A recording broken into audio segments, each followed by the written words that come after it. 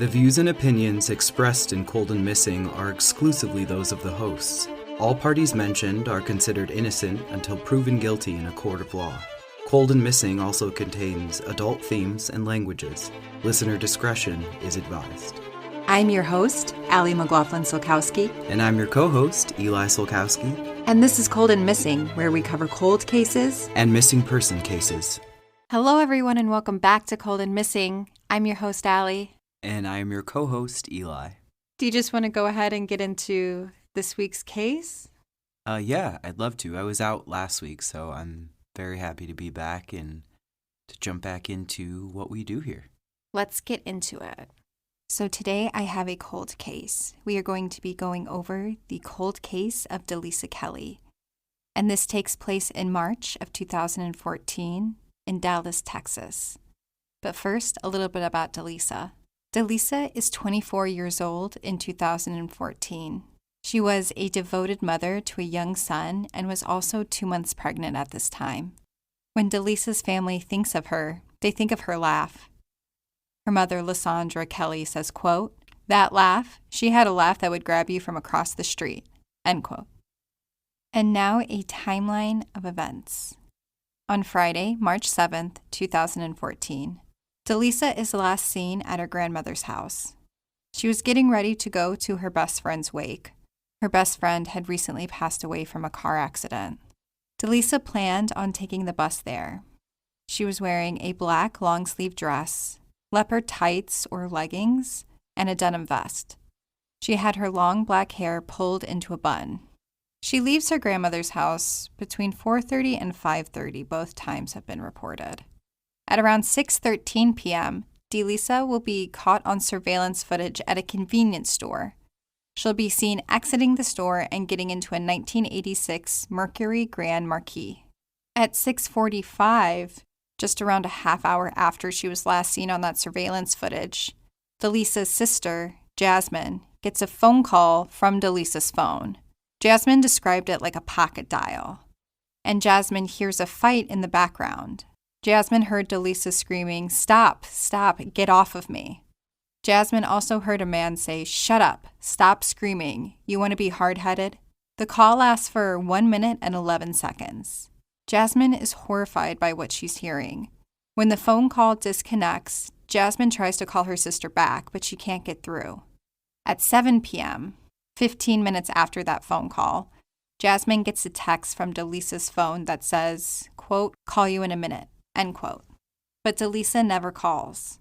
When Jasmine texts D'Lisa back asking what was wrong and if someone was hitting her, D'Lisa responds back that he, quote unquote, thought she was with someone else. Jasmine contacts her grandmother, who makes the decision to call 911 at 8:38 p.m. to report D'Lisa missing. D'Lisa's grandmother, Margarita, can be heard on the 911 call saying, quote, "She was screaming for her life, someone was beating her, and we don't know who was with her," end quote. The 911 dispatcher takes the call and contacts the police sergeant asking if a missing person report should be filed. Sergeant Mansell is a bit hesitant and can be heard laughing on the police channel about D'Lisa. He'll later face disciplinary action for the way he responded. The 911 dispatcher calls D'Lisa's grandmother and asks for D'Lisa's phone number and says that they'll try to use that to contact her and find her location by pinging it. By 8:51 p.m., the police sergeant is on the phone with the cell phone company. He requests a phone location. Within a few minutes, however, the cell phone provider alerts him that there is no location data available. So this means either the phone is turned off or it has run out of battery. Police request that the cell phone company continue to try to locate the phone. However, at this time, there's no official missing person report filed for D'Lisa. The next day, Jasmine calls 911 herself, and the responding officer completes a want-to-locate report, so still not a missing person report. Her family spends all day trying to contact her, but her phone is turned off. D'Lisa's boyfriend contacts the police and passes along his information that evening. It takes until Sunday, March 9th. D'Lisa has been missing for 2 days at this point, and finally a detective is assigned to the case, and the case is assigned to the missing person unit.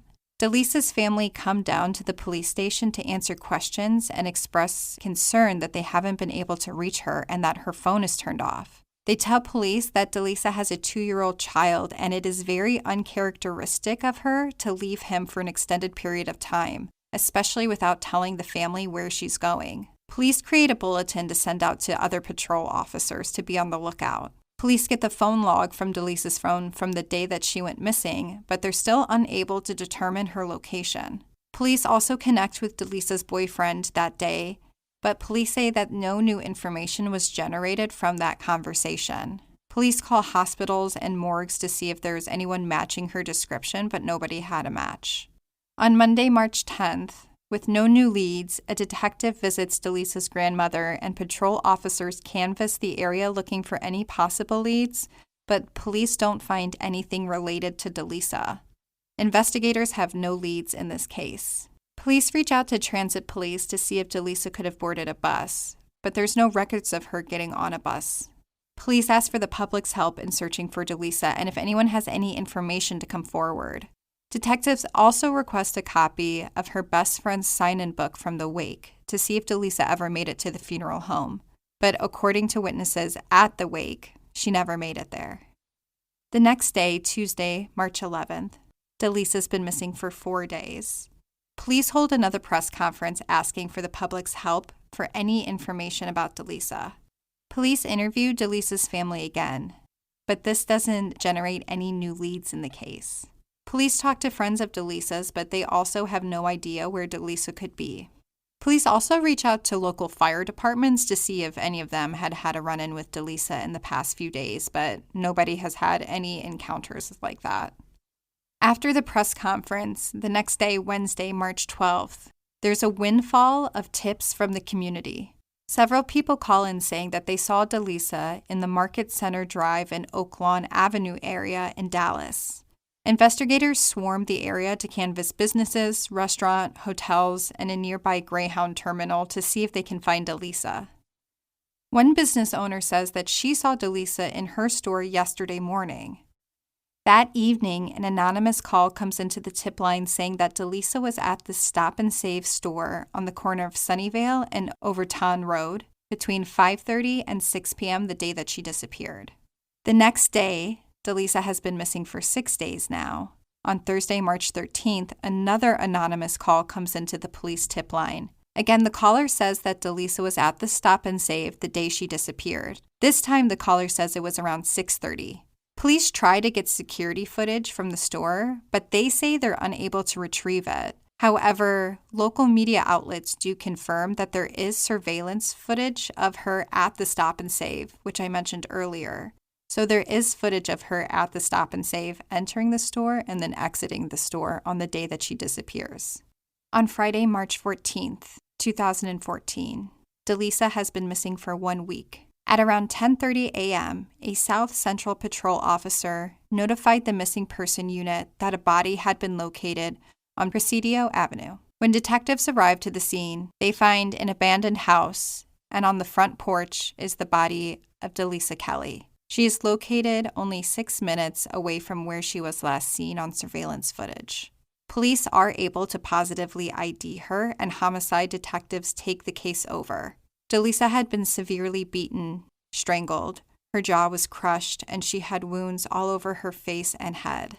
Immediately, D'Lisa's family and friends are critical of the police. They believe that more should have been done the night they called 911 since they had reason to believe that D'Lisa was in distress. Police defend their work and release a detailed minute-by-minute account of the work that they've done on the case starting at the 911 call, which is where a lot of the timeline has come from.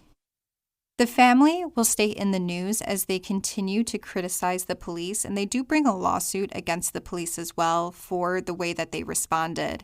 But really, the family begins to lobby for something called the Kelley Alert, which would be an adult alert in the state of Texas if there's reason to believe that there is distress for an adult. So it kind of bridges the gap between Amber Alert and Silver Alerts. It would be the Kelley Alert. So that is really when the family is in the news a lot over the next few years. But as far as updates to D'Lisa's case, in March of 2017, so it's been 3 years since D'Lisa was murdered, and police have exhausted every lead. Police do confirm that they have talked to the driver of the Grand Marquis, the car that D'Lisa is seen getting into minutes before her sister will get the phone call of D'Lisa, but the driver is never named as a suspect. D'Lisa's mother, Lysandra, says, quote, "We're going to get justice. We're going to find you. You can't hide forever, and we will get justice. My grandson will get justice," unquote. In 2019, after lots of work by D'Lisa's family, between lobbying and talking with legislators, the Kelley Alert is created and is currently active in the state of Texas. It was signed into law. D'Lisa's family felt that the police's response was weak and hopes that by creating the Kelley Alert, police will respond quicker in the future. But as far as D'Lisa's case goes, there's been no updates. So with that, if you know anything about the murder of D'Lisa Kelley in March of 2014, please call the Dallas Police Homicide Unit at 214-671-3632. And the sources for the timeline today come from the Dallas Morning News, WFAA 8, NBC 5, DFW, KDAF, and the Kelley Alert Foundation. So that is the case of D'Lisa Kelley. This is one of those cases where I was pretty furious throughout after hearing the initial reception from law enforcement and how her case was handled. All I kept thinking is we really can't get that moment back. Like, that was that man's response at the time, which was to laugh. It was frightening, honestly, and I don't understand how someone who would have that kind of response makes it that high up. Like, that's how I was feeling. Like, this woman was failed. So deeply failed, and it's heartbreaking. Yeah, I think this case really demonstrates how important those first 24 hours are surrounding somebody going missing. Even though the sergeant had a really gross reaction to D'Lisa being missing, a really inappropriate reaction, there was still movement on her case. It just wasn't the right movement. You know, like they attempt to ping her cell phone, but they don't really start on the case until she's been missing for around 72 hours. And by that time, it was just too late. I think anyone who is interested in true crime and solving true crimes knows, like how you said, how important the first 24 hours are, especially in the case of an adult. I think it doesn't move as quick when it isn't a child, first and foremost. And I'm very glad that her family continued to speak out about how they felt the investigation was going, how it went, how it continued to go, and that they did what I would name a positive with this terrible loss. And that's the Kelley Alert. I'm glad that was something that was signed into law. I was very happy to hear that when you said that. Yeah, I thought that was a really incredible way to honor D'Lisa and to help others in her name in the future. Yeah, if there's reason to believe that an adult is under distress, you shouldn't have to wait 42, 72 hours, whatever that jurisdiction's time length is for a missing adult. If there's good reason to believe that something bad is happening to them, like there was in D'Lisa's case, then yeah, we should be looking for them right away. I don't understand how when they had a phone call of her clearly in trouble with her sister to, corroborate the phone call, how it moved in the wrong direction. I'm curious what some of your thoughts are on maybe who that person was with her, the car, why it was ruled out, if there's any more information about who that person was. Yeah, that's one of the areas that I have just questions around because I can't fill in the blanks of the story until I kind of know everything. And knowing who she got in the car with and what that car ride entailed, because that was only about a half hour before the phone call comes through to her sister. That was like a pocket dial, according to her sister, Jasmine. So what happened in that half hour? Police did find the driver of that car, but it was kind of interesting how they worded it. It was never like he was ruled out or they were ruled out, but they weren't included as a suspect either. So I don't know if there's just not enough information there. So I would be curious if that person driving the car doesn't know more, then it's like, well, where did he or they or she, I don't know, the driver of the car, where did they get dropped off then? Like, where did D'Lisa get dropped off? What happened during that car ride? Did somebody call? Did somebody else pick her up? So lots of questions around that.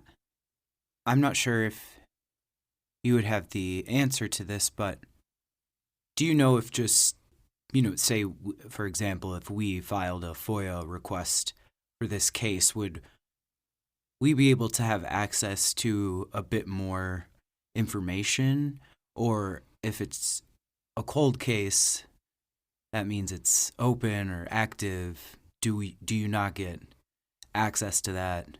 Or is information usually redacted? Or I guess that's more of a detailed question. Lots of questions within that question, but I figured you would be the person to know, my love. Likely, if we did a FOIA or Freedom of Information Act request, because this case is not solved, it is technically open, even if it's not active. So more than likely, we would not get any files in this case. The police would just deny it, citing that it's an open investigation.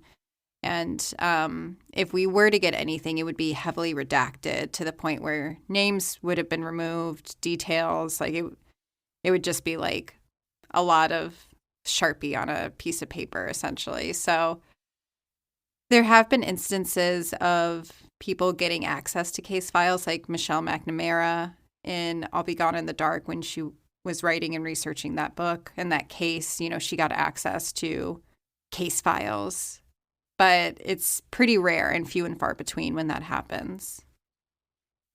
I guess like another question I would have that would kind of tie into my future hopes for the case is just what evidence were they able to collect? It happened in 2014, so were they able to gather any DNA evidence? Is there anything that could be tested now? That maybe they weren't able to test then through advances in technology. So that's one thing that has never really been spoken about, is what evidence the police do have. So my hope would be that there is some kind of DNA evidence that at some point they would be able to match against somebody. That, that would be my hope, but truly don't know if that is the case with D'Lisa. Yeah, of the more intense and disturbing and very sad details of the case, it seemed like her body was in quite a state. So if that person wasn't wearing, gloves, I imagine there was a lot of evidence. I echo what you said. I'm curious to know the details of that, because it seems like there could be a lot of answers there. Absolutely, yeah. And, we really don't know a whole bunch about the crime scene itself. We know it was an abandoned house and she was found on the porch. But, we don't know if that is the site where police think that the murder took place. We don't know if she was just dumped there. We don't even really know what day police believe that she died, if she died the day she disappeared or if it was a few days after. That information is never really given. Reading between the lines of like what the family is saying and their reactions over the years, it does seem like she was probably killed the day she disappeared. But yeah, there's just still so much unknown to us that I hope is known to investigators, because it feels like, just some DNA that they're able to test against people will be huge. fibers could be huge. So, yeah, I just really hope they have it. I hope that D'Lisa's case is continually worked until it is solved. I hope today and with our listeners now that you all, as active as you are able to be, even just, looking up D'Lisa, of course, we'd love for you to listen and share and tell people to listen to this episode to amplify her name, but movement can continue outside of this podcast too. And, ultimately, like we say pretty much every episode, that's what our end goal is here, to amplify these names and voices of people who are lost in so much red tape a lot of the time, or just forgotten about. So really, today, after listening to this, if you are, continue to think about her, I encourage you to, plug her name into Google and see what you can find out, even if it's more than what we can do here. I say we, but it's Allie who does this investigative research, and she does an incredible job. But she loves learning more to continue to do what her goal is for the podcast. So other people looking is great. More eyes on the person in these cases is what we want. And again, if you know anything about the murder of D'Lisa Kelley in March of 2014, please call the Dallas Police Homicide Unit at 214-671-3632. And, just as Eli was saying, another way that you can lift up these voices, lift up these stories, is by rating and reviewing this podcast, by leaving a written review in Apple Podcasts. It really helps others find our podcast, find these stories, find these cases. So please, if you have a minute, we would appreciate it so much. Also following us on Instagram, sharing our graphics that are made over there. Of course, we'll be sharing photos of D'Lisa this week. So if you're not following us, you can find us at Cold and Missing. We'll pop right up. And of course, our website as well. We have transcripts of all the episodes, www.coldandmissing.com, so you can find those over there. And we're also on YouTube. If you want to subscribe and listen to us over there, you can find us there. And we have wonderful conversations in the comment section. So lots of ways to interact, lots of ways to get the algorithm talking about D'Lisa. Thank you again so much for listening to Cold and Missing. I'm your host, Allie. And I'm your co-host, Eli. Have a good week and stay safe, y'all. Stay safe, y'all.